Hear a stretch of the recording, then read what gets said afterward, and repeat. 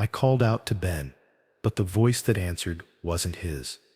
It was deeper, slower, too far to be close, but too loud to be far. Ben and I had been hiking together since college. It was our thing. We'd pick a new trail every year, pack light, and just disappear into the woods for a weekend. Raven Trail was his idea this time. Upstate New York, a lesser-known loop deep in the Adirondacks. Beautiful, quiet, no cell service, which honestly sounded like a perk at the time. We parked just after dawn on a Saturday. 2 backpacks, 2 flasks of bad coffee, and enough gear for a single overnight. The trail started crisp, wide, well marked, a scattering of pine needles underfoot. It had rained 2 days before, so the ground was damp, and the air still carried that earthy scent of wet moss and fallen bark. By the time we hit mile 5, the markers had started to fade. Literally, some of them were chipped or smeared, others just missing. But Ben was confident, kept saying we'd hit the main ridge soon. He was ahead of me most of the time, always 10 or 15 steps faster. "Keep up, slowpoke," he'd yell, his voice bouncing between trees like it had somewhere to be. It wasn't until the slope started dipping and the canopy thickened that I noticed how quiet it had gotten. The birds, which had been chattering all morning, had gone silent. Even our footsteps felt muffled, like we were walking on felt instead of forest floor. "Ben," I called, not really worried, just trying to find him again. His voice came back almost instantly, but wrong. The tone was off. It carried no rhythm, no breath between syllables. "Hurry up," it said, mimicking his words but not his voice. I froze. It wasn't panic yet, just confusion. Maybe someone else was on the trail? Maybe the echo bounced wrong? "Ben." I tried again, louder this time. Silence. Then Ben mimicked back at me. My voice repeated, warped like a tape that had been chewed and spat back out. I turned a slow circle, trying to pinpoint the direction. Nothing but trees, same pines, same undergrowth. I couldn't even tell which way we'd come from anymore. Still, I moved forward. It felt like walking into a vacuum. The deeper I went, the more detached everything felt. Like I wasn't walking through a real place, but a copy of one. I could still hear my own footsteps, but they sounded distant, muffled in a way that didn't match the space around me. Then I saw it. Ben's backpack, sitting perfectly upright in a small clearing, maybe 30 yards off trail. Clean. Zipped. His canteen glinting in the filtered sunlight. But no Ben. No prints in the mud. No drag marks. Not even a broken twig. Just that damn backpack sitting like it had been placed there deliberately. "Ben?" I called again, my voice catching. A second later, from behind me this time. "Ben?" Same cadence. Same scratchy, unnatural quality. I spun around. Nothing. I bolted toward the pack, grabbed it, and turned back the way I thought I came. But everything looked different. The clearing vanished behind me in seconds, swallowed by trees that all looked the same. My breath came hard, too loud, too much. I started running, crashing through low branches and thorny brush, tearing my sleeves on bark and snagging my legs in undergrowth. Every step felt like it echoed in that place, not around me, but back at me. Eventually, I burst onto a narrow dirt road. I didn't care where it led. I just ran until I saw a pickup creeping around a bend. A Forest Service truck, thank God. The driver, a bearded guy in his 50s, stopped as I waved him down. I must have looked insane, mud-streaked, wide-eyed, gripping a backpack that wasn't mine. He asked if I was okay. I couldn't answer at first. Just got in and mumbled something about my friend being lost on Raven Trail. His expression changed. He didn't ask questions, just drove. Later, when I explained everything back at the ranger station, they looked confused. Raven Trail, they told me, had been closed off last year. Trail erosion, some landslides, dangerous territory. Nobody had hiked it in months. But I saw markers, I argued. Fresh ones, bright red paint. They exchanged glances. A team went out with me the next morning to search. We hiked to the spot where I'd found Ben's backpack. Only now, there was no clearing, no indentation, no path, just solid woods. And the backpack? Gone. I still remember how the lead ranger said it, casually, like it was nothing. You know, this wouldn't be the first disappearance we've had out here. Ben Sip's never been found. There were no footprints, no sightings, nothing on satellite maps or aerial drones. Just gone. I gave his family my account, as much as I could. I left out the voice, the mimicry, the warped repetition. I didn't want them thinking I'd lost it out there. But sometimes, even now, I hear it again. When I'm walking alone, when the wind shifts, just faint enough to second guess. My own voice, whispering from behind, Ben, I haven't been back to that part of New York since. Probably never will. They say trails can vanish under moss and mud, that trees reclaim what we carve through them. But some places feel like they were never meant to be found again. We saw smoke rising through the trees, thin and silvery, curling just above the canopy. But when we got there, no one was around. My brother Mark and I have a tradition. Every summer, just the two of us, we head into the forest. No phones, no GPS, just topographic maps and time to talk. It's something we started after our dad passed away. He used to take us camping all the time in the Klamath. So we picked it back up, made it ours. This trip was supposed to be simple. 3 nights, low elevation, nothing fancy. Klamath National Forest stretches for miles, and that northern corner by the California-Oregon border feels like the edge of the world. You can walk for hours without seeing a single person, just deer trails and tall pines and the sound of your own boots crunching the ground. It was our second evening when we saw it. The sun was low, throwing long orange streaks across the trees, and we'd just finished setting up camp near a creek bed. I was tying off the bear bag when Mark said, "Do you smell that?" I paused, sniffed, and caught it too. Wood smoke. Then we saw the column, faint, but rising steadily about a half-mile west of us. Our first thought was wildfire. It hadn't rained in weeks, and this place goes up fast when it's dry. But the smoke was clean. No ash, no yellow tint, just steady, gray like a cook fire. So we decided to check it out. Better safe than sorry, right? We started moving toward it, keeping our bearings with the ridgeline and checking the map as we went. But the smoke didn't behave right. Sometimes it seemed further off, sometimes closer. Once we crested a small hill, and it was gone entirely, just disappeared like it ducked behind a tree. Mark started getting jumpy. It sits just weird, man. If it sits a camper, why are they so far off trail? Maybe they seer like us, I said, trying to get away from everything. But even I wasn't set sure anymore. About 40 minutes in, we found it. The smoke was coming from a small clearing, tucked between tightly packed pines, almost too tight for smoke to drift through like we'd seen. But there it was, a fire pit, perfect circle, stones arranged neatly around smoldering coals, not full flames, just that low red glow, like someone had left it minutes ago.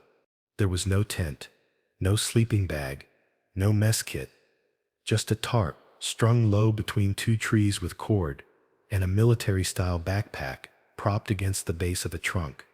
It was too clean. Mark immediately wanted to leave. It's not right.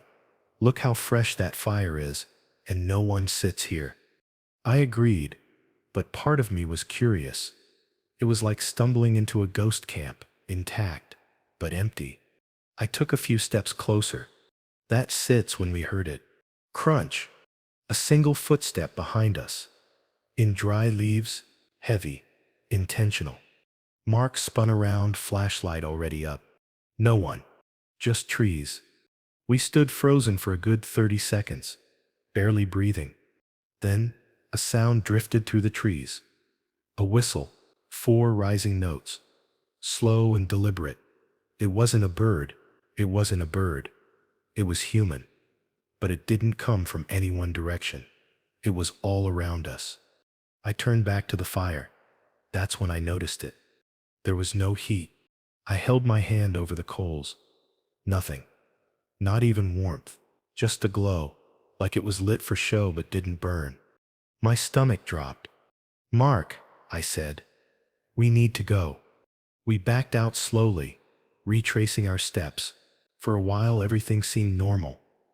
But after about 10 minutes of steady walking, the trees started to feel familiar again.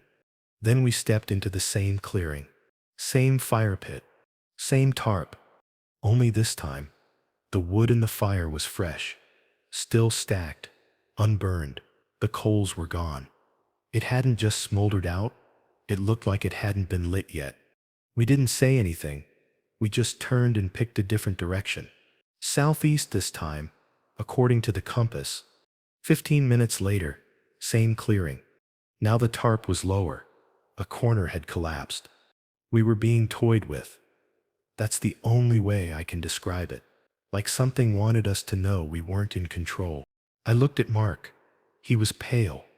Jaw clenched. "We go in one straight line," he muttered. "Pick a heading and Dawn said stop." So we did. Due east. Straight through brush, over rocks. Ignoring game trails and terrain. I could feel something behind us, like eyes brushing the back of my neck every few steps. Eventually, finally, we broke through the trees and stumbled onto a dirt road. We ran until we saw headlights. It was a Forest Service truck, the kind that patrols the edges of restricted burn zones. The ranger inside was maybe mid-30s, looked surprised to see anyone. He asked what we were doing out there. We told him about the fire, the camp, left out the weird parts at first. His expression tightened. "That area SEP's been closed 2 weeks," he said. "Fire risk too high. No permits. No registered campers." We showed him the map, pointed to the clearing. He shook his head. "I can take you back there tomorrow, but I SIP's telling you, you weren't SIP's supposed to be anywhere near that line." The next morning, true to his word, he led us back. Except, it wasn't set there. No fire pit, no tarp, no clearing, just untouched pine needles and the same dense underbrush. Mark pointed to a spot and said, "The pack was right here." But the ranger just looked at us like we'd gone a little too long without sleep. We cut the trip short and drove home that afternoon. I've told this story maybe 3 times since it happened, and even now, I can't explain it. We both remember it the same way. Same smoke, same sounds, same fire, with no heat. Sometimes I wonder what would have happened if we stayed longer. If we ignored the first whistle, if we touched that pack. But I don't need the answer. I thought I'd had enough of Raven Trail, and whatever stands behind its trees. I checked the SD card from my trail cam, just like I always do. Only this time, there were pictures of me, sleeping in my tent. I've been solo backpacking for years. It's something I fell into after college, a way to reset, breathe, disconnect. People always ask if I'm scared being alone out there. But honestly, I'm usually more comfortable in the woods than I am walking through a city at night. I know how to read terrain. I know how to hang food, filter water, track weather, and I always bring my trail camera, a little motion-triggered cam I set up on a nearby tree to catch wildlife while I sleep. Mostly deer, sometimes foxes, the occasional black bear if I'm lucky. This trip was no different. Early fall in Allegheny National Forest, 3 days. No service, no people, just the trees and the sound of the creek, and the smell of damp earth. On the first day, I hiked in about 7 miles from the trailhead, far enough that I wouldn't hear road noise. I found a small clearing maybe 20 yards from a bend in a shallow stream. There was a perfect flat spot under a pine grove, with a line of trees where I could hang my food bag and strap the camera. I cooked a simple dinner, stretched out in the hammock for a while, then zipped up my tent and passed out to the sound of crickets. The night was uneventful, quiet, peaceful, even. In the morning, I made coffee and checked the camera like I always do. A squirrel here, a raccoon there, then something weird. At 2:39 a.m., there was a photo of my tent. Normal enough, but the angle was odd, lower than the camera usually shoots. It looked like it had been repositioned, pointing slightly downward. The next photo, timestamped just seconds later, showed my tent again, but closer, much closer. As if someone had picked up the camera and walked toward the tent with it. And then the last photo, it was framed directly at the zippered entrance, from eye level, perfectly centered. It looked like someone was standing just inches from the door. I stared at that last image for a long time. The tent was shut in the photo, but I remember waking up dry. No sign anyone had unzipped it, or even touched it. And the ground, clean, no prints, no drag marks, just pine needles and damp soil. I sat there, holding the SD card in one hand, and my half-eaten granola bar in the other, trying to come up with a reasonable explanation. Maybe a curious hiker? But I hadn't seen a single person on the trail, in or out. No voices, no campfires. And besides, who picks up someone else's trail cam in the dead of night? I told myself, maybe it was some weird glitch, a trick of shadows, a false trigger, anything to push down the sense of unease building in my chest. Still, I packed up quickly. Instead of heading back, I pushed deeper into the woods, about another mile east, toward a spot marked on my map near an old hunting blind. I figured if someone really had wandered through camp, maybe I'd unknowingly pitched too close to an unmarked trail. I found another clearing, smaller and more enclosed, set my tent, and forced myself to relax. I even left the trail cam up again, just to feel normal. That night, I barely slept. Every creak of the trees felt louder. Every shift in the wind made the tent fabric rustle just enough to keep me tense. I remember lying completely still around midnight, straining to hear anything beyond my own heartbeat. Nothing came, just the low moan of the breeze moving through the trees. Eventually, exhaustion won. I must have drifted off sometime after 2 a.m. At dawn, the sunlight hit my tent, and I practically bolted upright. I didn't even make coffee, just yanked the SD card from the camera, shoved it in my coat pocket, and started breaking down camp. It wasn't until I was nearly a mile into the hike back that I finally checked the card on my phone. There were only 3 photos. The first was time-stamped 12:17 a.m. It showed the fire pit, nearly extinguished, just soft orange coals under the edge of a log. A peaceful shot, the kind I'd normally post online. The second was my tent in darkness, barely lit by moonlight. Nothing strange at first glance, until I noticed the angle again. This one wasn't taken from the tree where I'd strapped the camera. It was lower, ground level, close. The final photo. It took me a long time to open it. It was blurry, and the light was dim. But I knew immediately what I was looking at. It was me, lying on my side, eyes closed, sleeping. Taken from inside the tent. The camera was low, angled upward slightly, like it had been resting on the floor near the door. You could see my sleeping bag, my face, the loose flashlight I'd left tucked in the corner by my knee. The zipper flap was open just enough to get the lens in.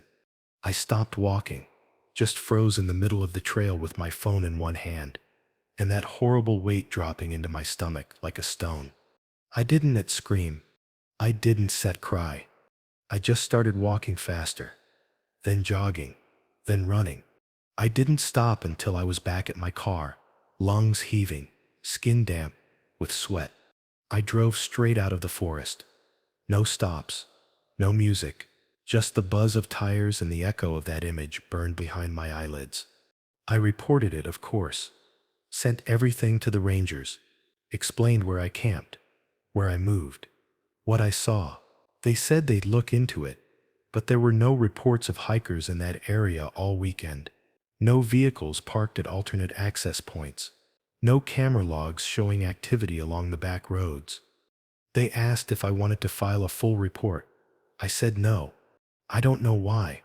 Maybe I didn't want my name on a document that would make me feel paranoid or crazy. Later that week, I deleted the photos. Every single one. But even now, months later, I still see it when I close my eyes. That final frame, the blur of my shoulder, the soft curve of the tent wall, my own face, relaxed in sleep, completely unaware, and whoever or whatever was behind the lens. Close enough to reach out, close enough to unzip the door, but silent. I don't solo camp anymore, and I never set up a trail cam again.